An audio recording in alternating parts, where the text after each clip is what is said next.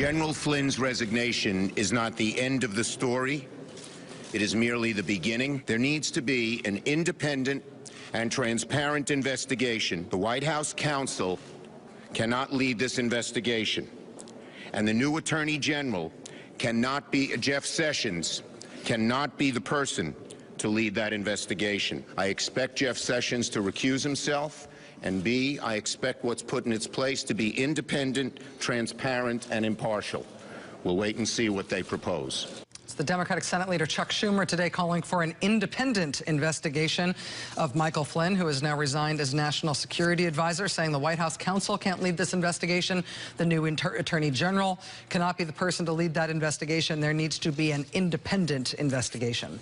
Since last year, the FBI and the CIA have both been reportedly investigating General Flynn's contacts with the Russian government. The U.S. Army is reportedly also investigating whether he illegally received money in the form of speaking fees from the Russian government during his trip to Russia in December 2015. That's the trip where General Flynn went to a gala dinner and sat next to Vladimir Putin. That was less than 2 months before the Iowa caucuses. That was December 2015. When the Washington Post interviewed Mike Flynn about that trip last year and asked him what he talked to Putin about, General Flynn told the Post that their questioning on that topic was boring. That was his quote, boring. That's how seriously he's taken these worries. According to U.S. intelligence agencies, the Russian campaign to influence the U.S. presidential election consisted of hacking, stealing data, selective leaks, also the direct propaganda side of it, these prolific efforts by the Russian government to inject false news stories into the campaign, to undercut damaging news that might hurt Donald Trump, to disrupt social media interaction among Clinton's supporters, to overwhelm authoritative sources of news and information with nonsense and noise. And some of those tactics are one size fits all for the Russians, right? The Russians have experience using those tactics in other countries where they've interfered, like Sweden and Estonia and other countries. But to the extent that those techniques could be further enhanced by tailoring them to U.S. environment, did they get any U.S. help? Did they get any U.S. advice on the best ways to weaponize their tactics against our election, against our system of government? I mean, it's worth asking now, did Michael Flynn help them? I mean, when he was in contact with the Russian government during the campaign, before the election, during the campaign, did General Flynn help them in their efforts to interfere in our election? Did anybody else on the Trump campaign help them?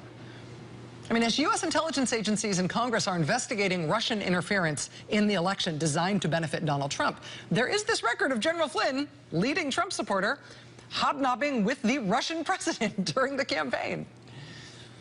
I mean, we know that his communication with the Russian ambassador in December was only one in a series of contacts between Flynn and that Russian official, contacts that began before the election. I mean, the reporting here is that Russia actively meddled in our election and that General Flynn was talking to the Russian government while that operation was underway.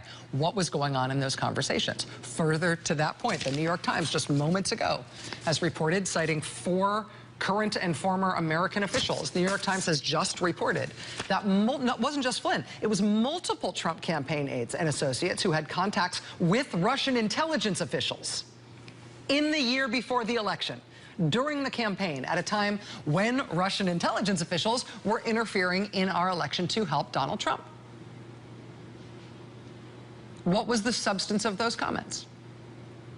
What was the substance of those communications? Did Michael Flynn and these other Trump campaign staffers, did they know about Russian efforts to interfere in our election, which according to the New York Times were happening contemporaneously with their contact with those Russian officials? At the same time Russian officials were talking to Trump campaign people, Russian officials were trying to influence our election. Did those Trump campaign people know the Russians were doing it when they were talking to them? If they knew about it, did they try to stop them from doing it? Did they encourage them? Did they help them? We don't know. And I don't know if or how we're ever going to find out. I mean, is this just 100% a journalistic enterprise now? Or will our government get to the bottom of it? Will our government even try to get to the bottom of it? Joining us now is Congressman Adam Schiff of California. He's the top Democrat on the House Intelligence Committee. Congressman Schiff, thank you very much for being here tonight. It's nice to have you back.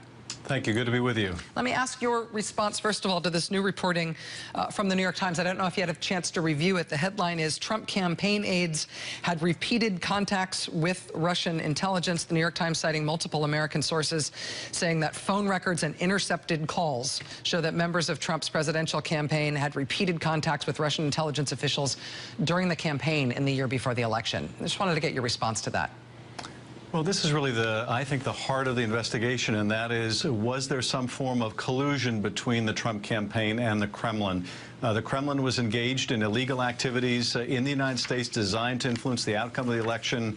Obviously, their intent was to help Donald Trump and hurt Secretary Clinton. And were Trump campaign surrogates or aides or others affirmatively working with the Russians towards that illegal object? That's really one of the central and most important allegations to be investigated. And we have agreement on a bipartisan basis to do that investigation. But there are a lot of big questions about whether we can really get that done. And one of them, frankly, is personified by one of the photos you showed, and that is Director Comey, because we are going to need his cooperation if we're going to do this investigation. We're going to need to know what the FBI has looked at, who they have talked to, what leads they have run down, what they haven't run down, what yet must be investigated. And there's a big question about whether we will get that cooperation. So that, I think, is one of the most serious sets of allegations. The other set of allegations involves that conversation in December between Flynn and the Russian ambassador. Was this done at the direction of the president, with the knowledge of the president, with the knowledge of others in the administration? It seems odd to imagine that Flynn was acting as some kind of a rogue agent. And it's, I think, entirely plausible that rather what he was doing was conveying to the ambassador and perhaps to others, we ought to explore anyone he had contact with, the idea, don't react to the Obama sanctions, we've got your back. That would be directly undermining the U.S. national security interest, and that is also another very serious issue we have to investigate. Congressman, it was reported today that you told Democrats in a closed-door caucus meeting to expect more information to surface on this subject, and specifically about General Flynn in coming days. Can you tell us what you're expecting and why you advised your fellow Democrats of that? You know, actually, I'm not sure where that came from, because I did talk to the caucus, but not about that. I don't have any understanding that some other shoe is right about to drop. I'm sure we will, you know, during the course of our investigation, get a lot of information on these very issues, but I don't have any foreknowledge that something is about to break. When you mentioned that Director Comey at the FBI is a key factor here in figuring out whether or not our government is going to investigate and, if need be, prosecute these matters, for me, it's just, I'm trying to look at this from a big picture, and I feel like what we know about this thus far is because people inside the government and inside the intelligence community have been willing to leak stuff to reporters. Clearly, it seems now clear from the facts and in terms of the White House admission that when the Justice Department went to the White House weeks ago and told them what they knew about General Flynn, and that they were worried that he was potentially susceptible to blackmail, and so he was in a very scary position in terms of national security operating in the White House at the level that he was at. We know that the White House had no real reaction to that for weeks until somebody leaked it. Somebody leaked it to a reporter. It became public. They had a hard time answering public questions about it, and now Flynn's gone. Similarly with this New York Times reporting, somebody has leaked to the New York Times that phone records and intercepted calls shows that members of the Trump campaign were talking to Russian intelligence officials. That's the only way we know it. I'm happy to have the information. I don't know if I should have confidence that any of the investigations inside the government, the FBI, any legislative investigation, any other form of investigation here, will be above board and impartial and will get further to the truth here. Well, you know, I can tell you a couple of things. First of all, I'm certainly going to be pushing my hardest to make sure that we have a credible and a thorough investigation. And if I run into a roadblock in any direction, whether that comes from the House leadership or it comes from the FBI, I'm going to be public about it. I'm not going to be part of an investigation unless it is real and credible. But I'm going to push to get the work done. I think it's a fundamental responsibility of the Congress to investigate and oversee this. The other point I want to underscore is the one that you just mentioned, which is the president learned weeks ago that his national security advisor, not some low-level federal employee, his national security advisor had lied And that lie was conveyed to the American people. And you know what? They were okay with that. For weeks, they were okay with that, and likely Flynn would still be there today if the Washington Post hadn't broken that story. Now, what does that say about this administration? That they were willing to allow the public to be misled, even when they learned the truth. And the final point I want to make, and you began your program with this tonight, I'm so glad you did, focusing on Putin's attempt to discredit and eliminate his political rival or potential political rival. What the stakes are here, because, people ask, and Sean Spicer wants to suggest, what's the big deal about Flynn talking to the Russian ambassador? Isn't that sort of ordinary course of events? The big deal is this. We're in a global struggle with Russia right now. They are trying to propagate their authoritarian model around the world. They have ruined democracy, eliminated most democratic institutions in Russia. They're trying to dismantle democratic institutions in Europe. Liberal democracy is under assault. And we are still the last best hope of democracy around the world. And in that struggle, we cannot afford to be undermined at the very highest levels of the White House. And that's why this is so important. Congressman Adam Schiff, member of the House Intelligence Committee. Thank you for your time tonight. I know you're incredibly busy these days, sir. Thank you. Thanks, Rachel. All right, much more ahead, including Tim Weiner going to be joining us, the foremost modern historian of the FBI and the CIA. He's got some very good insight into how big a deal this thing is that we are now going through as a country. Stay with us.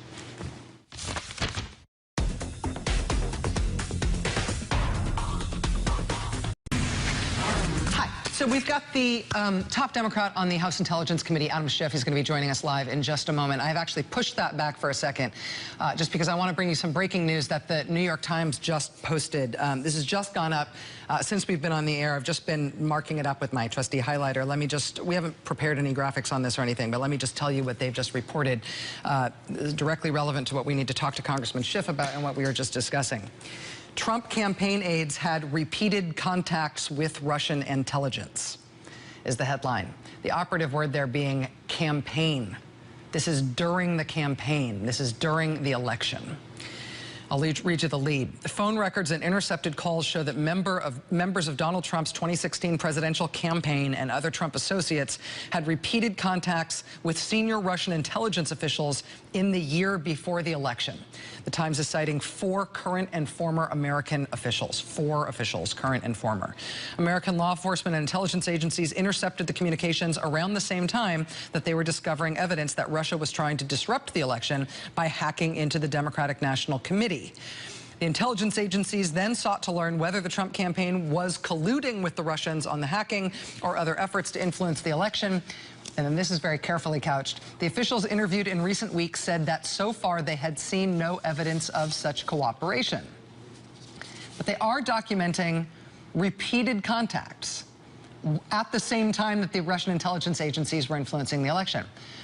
One of the advisors picked up on the calls was Paul Manafort, who was Trump's campaign chairman for several months last year. The call logs and intercepted communications are part of a larger trove of information that the FBI is sifting through as it investigates the link between Trump's associates and the Russian government, as well as the DNC hack. But again, the headline here, Trump campaign aides had repeated contacts with Russian intelligence, reportedly at the time that Russia was trying to disrupt our presidential election. This has just been posted by the New York Times. Byline on this is Michael Schmidt, Mark Mazzetti, and Matt Apuzzo.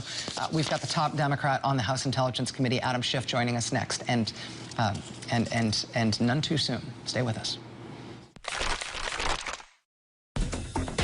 Chris, you know that I'm your biggest fan. In general, my mom and/or wife or father might have something to say about that, but I appreciate that. I'm your biggest fan who is not related to you, and I think your show is good every night. And I think you're great at this, but I think your show tonight was freaking spectacular, man. Thank you From the very very beginning to those last couple segments there at the end, just like stunning stuff. Really well done. I tweeted it to one of those how to eat the elephant days in the newsroom, one bite at a time. You chose good bites. Thank you. Well done. Thanks, my friend. And thanks to you at home for joining us this hour. I will try to live up to Chris's excellent example tonight. I will do my damnedest. I want to start by telling you about a man who was the head of the ethics committee in the Russian parliament. He was a member of Vladimir Putin's political party.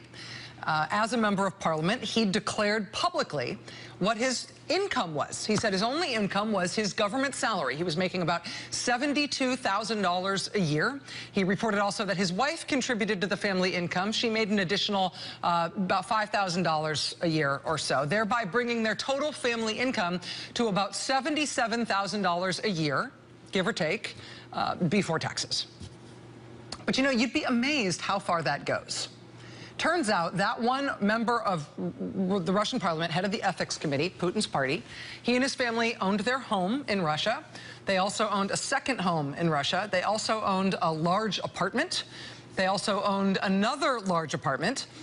They also, on top of that, scrounged up spare cash enough to do a lot of what appears to be long-term real estate investing. He owned not one, not two, not three, not four, but 6 large plots of land, and a jet ski, and a snowmobile, and a Land Cruiser, and a Porsche Cayenne, and a Mercedes, and another Mercedes, and also another Mercedes, which means he must have been miraculously efficient with that government salary. But then there was the really embarrassing part for him. As the head of the ethics committee, as a prominent member of Vladimir Putin's party in parliament, he was also involved with a lot of the really aggressive anti-American stuff that Putin has done in Russian politics over the last few years. For example, you might remember one of these got a lot of press here. It was one of the ways that Putin decided to retaliate against American families and Russian orphans as part of his response to U.S. sanctions a few years back. Do you remember the story? Putin and his party in parliament decided to block American families from being allowed to adopt Russian kids. They interrupted individual kids' adoptions to punish America. This guy was involved in that. He was one of the real anti-American hardliners in Putin's party. And that's why the rest of his real estate portfolio was particularly hard for him to explain when it became public knowledge. Because in addition to all that property and all those vehicles that he was somehow able to afford on his $75,000 a year salary in Russia, in addition to the 4 homes, the 6 large parcels of land, the 3 Mercedes and all the rest of it, he also owned a fabulous waterfront ocean view apartment in billionaire Mark Cuban's building in Miami Beach. Wow. And he owned a second Miami Beach waterfront condo as well. Lovely ocean views. Look, really nice fitness room. In addition to his 2 big Miami waterfront condos, he also owned a really nice big house with a pool on a large piece of land up the Florida coast in Ormond Beach. Did I mention that his reported income was 75 grand or so before taxes? And he has kids. Somehow this friend of Vladimir Putin, the head of the ethics committee in the Russian parliament, this prominent politician in Putin's political party, somehow he was able to put together a pretty nice real estate portfolio and pretty nice lifestyle for himself and his family, either by being a miraculous saver and bargain hunter or by some other undisclosed means. Rather than face pressure to disclose what those means might be, that lawmaker, the head of the ethics committee in the Russian parliament, he actually decided to resign a couple of years ago when pictures of his properties and property records and documentation of all his vast holdings got posted publicly on a Russian blog, and he had no explanation for how he was able to afford all that stuff. Over the last few years, that blog made quite a lot of news in Russia, exposing the inexplicable, fabulous wealth of Vladimir Putin's cronies and apparently corrupt politicians in Russia. And they were good at it. They posted all their original source material, so it couldn't really be debunked by the Russian government. They used public records, particularly from other countries, so the stuff couldn't be disappeared offline by the Russian government. They made funny little memes and pictures to go along with their scandals to make them stick more. This guy, see, they've got the ethics committee chairman, his head. They photoshopped it onto a guy in sandals on a beach chair enjoying the Miami sun. So the ethics committee guy in the Russian parliament, he resigned over that scandal once all of his international real estate holdings were made public, and he couldn't explain how he got all the money to do that. Other Putin cronies and politicians also got embarrassed, were also forced to resign by the same tactic, the same exposure of their apparent corruption. And the guy who ran that blog, who had these good political instincts and these good sort of performative skills for how to make stories like this stick, he decided to do something very brave after exposing all these Russian politicians. He decided that he would not be an anonymous source doing this stuff in Russian politics. He blogged under his own name. He stood by what he was doing. He became an activist. He became a really effective opposition figure in Russian politics. Those protests that so freaked out Vladimir Putin starting in 2011, the ones that Secretary of State Hillary Clinton complained about internationally, which so drove Putin into a frothing rage against Hillary Clinton. Well, this guy, Alexey Navalny, he was a key figure in those anti-Putin protests that made such a big impact and that upset Putin so much. Alexey Navalny eventually ran for mayor of Moscow. In 2013, he did surprisingly well, freaked out Putin even more. This past year, Alexey Navalny announced that he would run for president of Russia against Vladimir Putin next year when Putin's term is up. And you can see where this is going, right? The New York Times Moscow bureau described him a couple of days ago as the only opposition candidate with a broad, enthusiastic, popular following in Russia. Last one left. And at one level, that makes us all surprised to learn that he's still alive, that Vladimir Putin has allowed him to exist for this long. But it also means you will not be surprised to learn why the New York Times Moscow bureau was writing about him for an American audience just last week. Is because last week, Putin finally figured out a way to disqualify Alexey Navalny from being an opposition figure, from running against Putin for president. They found a remote regional court hundreds of miles from Moscow, and they got that court to convict Alexey Navalny in some obscure scheme involving timber futures. This, I should tell you, this is the most recent in a series of things they have tried to convict him of, or set him up for. At one point, they went after him for alleged elk poaching. Elk poaching? They reportedly tried to convict him of stealing some street art. There was also a fraud allegation from the government involving perfume. They've come up with a lot of weird stuff to arrest Alexey Navalny for. But this embezzlement conviction that they just finagled in this remote court last week, that's now the important one, because arguably, Russian law says if you are convicted of a crime like that, if you are convicted and sentenced for embezzlement, which he just was, that legally disqualifies you from running for office. So yeah, timber futures, okay, that's it, that's what we'll get him for. And now the most viable opposition politician in Russia, this 40-year-old, handsome, telegenic, clever, accomplished, well-known, corruption-exposing provocateur, just won't be allowed to put his name on the ballot if he tries to run against Putin next year. He says he will appeal. He insists he will figure out a way to still run for president. But you know what? Under Vladimir Putin, the state has its ways. And because of what appears to be this absolutely totally ginned up embezzlement conviction that they were able to pull off last week, they've already used that as an excuse to shut down his means of raising any money toward running for president next year. That's already gone. Russia has a justice system. Russia has a court system. That doesn't necessarily mean that Russia has the rule of law.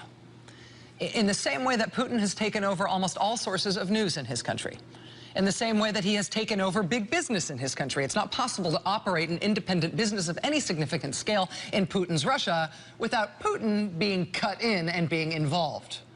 In the same way that he has technically presided over a democracy for 17 straight years, while opposition leaders consistently find themselves arrested or dead, and opposition parties find themselves outlawed or otherwise structurally sidelined, so too the Russian justice system. On paper, looks great, right? But in real life, everybody up to and including punk bands and billionaires find themselves inside literal cages in Russian courtrooms at the pleasure of the president. And his political opponents get prosecuted and convicted when he wants them prosecuted and convicted, and that's how the justice system worked. The rule of law cannot just exist on paper. It's only real, it only really works when it operates with independence from the political system. when the judicial system operates at its own discretion, governed by law, and not directed or constrained by any political agenda. Not directed or constrained by any political agenda. Not directed or constrained, right? In our system of government, we count on both the judiciary and the legislative branch of government to be separate from the executive branch of government, right? We count on them to constrain the executive branch and act as a check on the executive branch when the executive branch overreaches. We not only expect them to resist being used as political tools by the president, we expect them to independently investigate the executive branch when there are serious questions about the behavior of that branch of government. That's how our rule of law works, right? Late last night, in the middle of the night, the national security advisor to the president resigned. Was fired? Resigned? Resigned? Was fired? We don't know. But he's out. National Security Advisor Michael Flynn. Being National Security Advisor is a hard job. There have been a bunch of scandals surrounding the National Security Advisor position, or the person holding that position, over the decades. It's thought of as one of those jobs that's very hard to hold on to for a long time. There's a lot of turnover in that job. Previous record for the shortest term ever as National Security Advisor, though, was something like 2.5 years. That was the previous shortest term ever. Michael Flynn only lasted 24 days. And there are a number of things about the National Security Advisor's sudden departure last night which still make no sense. We've got Adam Schiff, the top Democrat on the Intelligence Committee, here tonight to help us sort some of this out. We've also got Tim Weiner here tonight. He's the foremost modern historian of the FBI and the CIA. Tim Weiner will be here tonight to help us sort some of this out. But there are just some baseline, very fundamental questions that we don't have an answer for, or that we have purported answers for that make no sense. First, there's just the direct, simple question of Mike Flynn and how he got to be National Security Advisor, how he even lasted 24 days at that job. I mean, it's now widely reported that General Flynn was under investigation by counterintelligence unit at the FBI and by counterintelligence investigators at the CIA. He's also reportedly under investigation by the U.S. Army for having taken allegedly undisclosed payments from the Russian government during the presidential campaign at the end of 2015. Those investigations didn't just start now. How'd he get named National Security Advisor? Right? The president is obviously cleared to receive all classified information, including information about investigations that are currently underway. With what the president must have known about the multiple investigations, including counterintelligence investigations of Michael Flynn, why would you ask Michael Flynn to be your National Security Advisor? We don't have an explanation of that one yet. Here's another one. New York Times reports late this afternoon that General Flynn, as part of these investigations, he was interviewed personally by the FBI soon after the new administration came into office. Now, that was at a time when General Flynn was still insisting emphatically that he hadn't had conversations with the Russian government about these sanctions that the U.S. imposed on Russia for them interfering in our presidential election. No, he didn't talk to them about the sanctions. We now know, despite those protests to the contrary, that Michael Flynn absolutely did have those conversations. And the Justice Department knew he had those conversations because they taped them. They overheard him having those conversations with the Russian government because they were wiretapping Russian government officials. So he did an interview with the FBI about their investigation into his contacts with the Russian government. He did an interview with them soon after the administration started. Did the National Security Advisor lie to the FBI about the content of those conversations when they questioned him about it? If so, that would, of course, be a felony, and he would be expecting to go to jail now. Has the FBI investigation of General Flynn proceeded along those lines? And that gets me to my next point. Since Jeff Sessions became Attorney General of the United States, has he interfered with the FBI investigation of General Flynn or the investigation of the Trump campaign and its contacts with Russia in any way? Has Attorney General Jeff Sessions changed the focus of those investigations or changed their direction at all? Has Attorney General Jeff Sessions been briefed on the FBI investigation of General Flynn and his contacts with the Russian government? Because that's getting us to the really, really important point here, right? We now know that the Justice Department, including the acting Attorney General Sally Yates, she went to the White House at the end of January. And they informed, she and another senior career justice official informed the White House counsel that Mike Flynn had had contacts with the Russian government that were not only undermining U.S. government sanctions against Russia, these were also contacts that he lied about. And they told the White House that he'd done it. And they told him that because he'd been lying about it, he could conceivably be blackmailed by Russia, which is a very bad thing, right? For somebody with that much access to the president and that much access to classified information that Russia might be very interested to have. I mean, General Flynn is National Security Advisor. Remember, he was rewriting the president's daily intelligence briefing. So the president wouldn't get straight information from the intelligence community. He'd just get what Michael Flynn told him. That was a weird arrangement. Why was that set up? No information to the president other than what Michael Flynn tells him? General Flynn was also not working with a fully staffed National Security Council. He never bothered to staff the place up. He alone had incredible control of the information flow to the president and incredible access to the president. And if the Russians were in a position to be able to say to him, hey, do what we want you to do, tell us what we want you to tell us, or we will expose you. If the Russians were in a position to say to him, hey, we know you lied about this and we can prove it, you wouldn't want us to expose that about you, would you? You better do what we want. If they were in a position to blackmail him that way, because they knew he lied, they had him dead to rights on it, and they could expose him on that, ooh, that's a serious security problem at the highest levels of the U.S. government. And we now know that the White House knew about that for weeks, and they took no action. Why did they take no action? Why did they continue to let Michael Flynn have the access to the president and the access to classified information that he enjoyed up until the night he was fired? New York Times and the Washington Post have both reported, citing multiple sources, that his contacts with the Russian government didn't start once he was National Security Advisor. They didn't start once Trump was elected, and they were in the transition period. Both papers report that Mike Flynn was in contact with the Russian government during the campaign, before the election, while Russia was interfering in the U.S. election in multiple ways to try to tip the balance of the election to Donald Trump.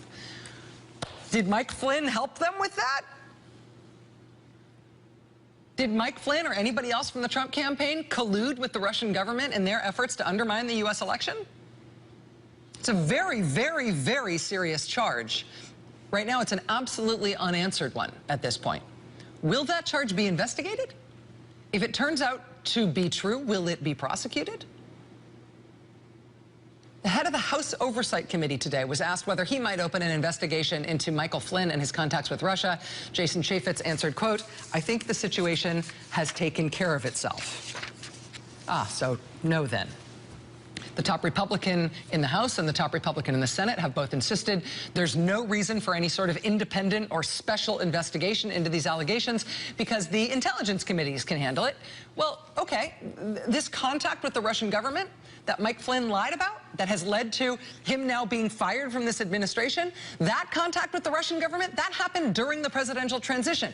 The head of the House Intelligence Committee was a member of the Trump presidential transition. Congressman Nunes was asked yesterday about his reaction to the Flynn allegations. He described them as, quote, a lot of nothing. Well, yeah, if he was going to investigate them, he'd be investigating the Trump transition, which he was part of. Well, if it's the FBI investigation you're hanging your hat on here, can we talk about Director James Comey and his role in this year's politics? We can talk about that at length some other time. I'll buy you a beer. You buy snacks. We'll talk about it. It's a long conversation. But even putting that aside, putting him aside, the new Attorney General, the head of the Justice Department, of which the FBI is a part, Attorney General Jeff Sessions was just sworn into office after explicitly refusing in his confirmation process to recuse himself from investigations involving the Trump campaign and its ties to Russia. The Attorney General, the new Attorney General, who is now sworn in, insisted during the confirmation process that he will not recuse himself. He will stay involved in any investigations of Russia and the Trump campaign. The Attorney General was a part of the Trump campaign. He was the chairman of Donald Trump's National Security Advisory Committee. So he's going to oversee this national security investigation into the Trump campaign and its contacts with Russia during the campaign? I mean, asking him to fairly and impartially oversee those investigations would have him, in effect, investigating himself. So, rule of law. we've just gone through something that's a very big deal. The National Security Advisor is out. No National Security Advisor has ever been forced out in 24 days. No National Security Advisor has ever been forced out in circumstances this scandalous, and I'm including the ones who were convicted or pled guilty to felonies. The White House's behavior and the president's behavior around this ouster is bizarre and unexplained, and in some cases it's inexplicable. The allegations here about national security risks and the undermining of the U.S. government by a foreign power, these are as serious as anything that has ever been alleged against any president, not just in modern times, but ever. And the question tonight is, where's the rule of law? What's the remedy for that? Right? Where are we thinking the investigation is going to come from here? Where are we thinking the prosecution is going to come from here if the investigation warrants it? I mean, we have the rule of law in this country. I believe it. I've read all about it. But who's going to make it a reality with these kinds of allegations against this administration? That's next.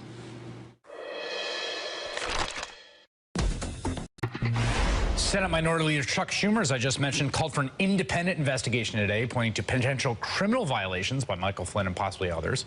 A call echoed just now by Democratic Senator Tom Udall on this show. But Republicans are not quite there yet. I just don't think it's useful to be doing investigation after investigation, particularly of your own party. We'll never even get started with doing the things we need to do, like repealing Obamacare, if we're spending our whole time having Republicans investigate Republicans. I think it makes no sense. Joining me now, Congressman Jerry Nadler, Democrat from New York. And Congressman, that was an admirably honest articulation by Senator Rand Paul. What do you make of that? Well, it was admirably honest, and the fact is the Republicans have stonewalled any kind of investigation. And of course, all the questions we've seen about General Flynn, his lying, his talking to the Russians apparently during the campaign when they were trying to influence the election in favor of President Trump, are the tip of the iceberg. And the iceberg is all the president's conflicts, his working with the Russians. And of course, the elephant in the room is the fact that while this president is truculent, even belligerent with everybody else, with our NATO allies, with France, with China, with Mexico, even with Australia, with Russia, he's fawning. He's fawning over them. And the question is why? What do they have over him? Does he have business interests that they are holding at bay in Russia? We have to know these questions to know if we have an American president who's working in our interest or in the Russian interest. And that's why I introduced the resolution of inquiry, which is a way of getting around the Republican refusal to investigate. We've written letters to the Republican chairman of various committees who've ignored them. The resolution of inquiry is a way of forcing the Republicans either to have a public hearing on asking the Department of Justice to give to the Congress all relevant documents on the business interests of the president, the emoluments clause, his dealings with the Russians, or to force a vote on it. And that's the only way we can force a vote on the Republicans' refusal to have an open inquiry for the American people. Yeah, we should say that Devin Nunes, as I said, basically says he'll be investigating the leaks. Jason Chaffetz of the Oversight Committee saying the situation has taken care of itself. The Intel Committee has looked at hacking issue previously. One question I have for you, the representation of the White House at this point is that the president did not direct General Flynn to have the conversation with the ambassador. Do you believe that? Well, I don't know. But the point is you can't believe anything they say because a number of them have been shown to be lies already. We now know that it was a lie that General Flynn did not speak to the Russians about the sanctions. We now know it was a lie that he did not speak to the Russians during the election campaign when they were trying to influence the election campaign. We now know that it was a lie when the president said during the campaign that he would release his tax returns as soon as the non-existent audit was over. So we can't believe anything. All right, Congressman Jerry Nadler, thank you for your time tonight, sir. I appreciate it. Thank you. Joining now, Philip Rucker, White House Bureau Chief for the Washington Post, Eli Lake, columnist for Bloomberg View. And Philip, you've been at the center of the reporting in this. And when we think about where this goes next, one of the key dynamics, it seems to me, is whether or not there's going to be investigations, it has been essentially the leaks that have driven this story, whether officialdom wants to investigate it or not. Yeah, that's exactly right. And there are a couple things that are going to be key if they ever were to emerge, including the transcripts of the actual conversations that Flynn had with the Russian ambassador and with any other officials who might be involved. We simply don't know the specific details that were exchanged there. We also don't know what role Trump had. We obviously know what Sean Spicer said at the podium today at the White House, but it's unclear whether Flynn ever even got into any kind of detail with the president-elect at the time about his conversations with the ambassador. Eli, you wrote a piece today about the sort of what you find some of the troubling aspects of these leaks. Isn't it the case, though, that there's a material misrepresentation made to the American people about a key point of policy here, a fact of the matter, whether this man was having this conversation with the Russian ambassador? Isn't it good that America knows that? I'm always for more information, but I'm not entirely sure we know what all of this is yet. I think Philip's absolutely right. We should see the transcripts, and we may find out that there was a substantive conversation and it's impossible to believe that Flynn would have forgotten talking about the sanctions with the ambassador, or we could find that it was an incidental part of the conversation where if the ambassador brings it up, Flynn said, all right, you know, we're coming in soon, we're going to look at all Russia policy, and I think that would have been a very different sort of thing. So there's a lot we don't know, and I, Senator, can't help but notice a lot of your guests tonight have been rushing to a lot of judgments. Well, but don't you think part of that has to do with the fact that it does seem like the actions taken around the supposed infraction have been, there's been a lot of dissembling about them, right? I mean, even just Sean Spicer giving a timeline, it seems to me that if what happened was the ambassador, even at the direction of the president-elect, called Russia and said, look, just wait to make up your mind about responding, we'll be in power on January 20th, that would be not so terrible, but that's not the way they've acted, is it? No, I mean, I can't defend a lot of the dissembling, as you say, and we're getting all these different versions of events, and it's unclear if he's resigning and everything like that. But I think it's very important to not lose sight of the fact that some of the most closely held information about an American citizen and a senior official, intercepted communications, incidentally caught up, were disclosed to the press.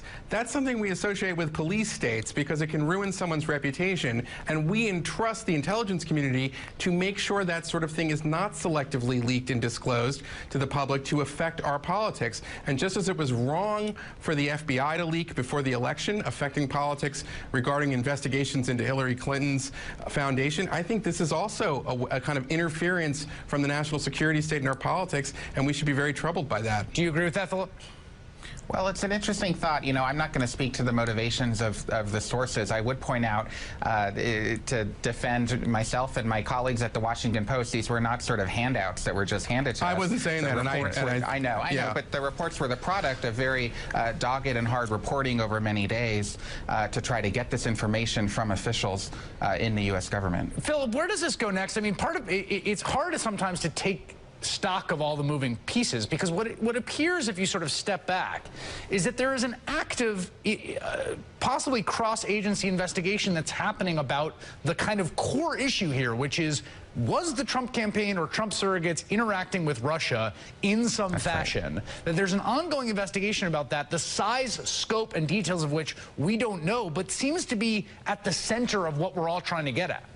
I think so, and that's why this is such an important issue for the White House right now. It's not just the credibility of Michael Flynn and whether he may or may not have lied to the vice president. It's a much bigger issue of Russian interference with the election and the extent to which anybody affiliated with Donald Trump and his campaign over the course of the campaign was involved in some of the activities that the Russians were doing. And I think that's what a lot of the congressional Democrats want to get to the bottom of, and it's going to take some time to get those answers. Yeah, we should note there's Paul Manafort and Carter Page and now Flynn, all of whom are figures involved in the campaign and or the transition administration that have had ties to Russia.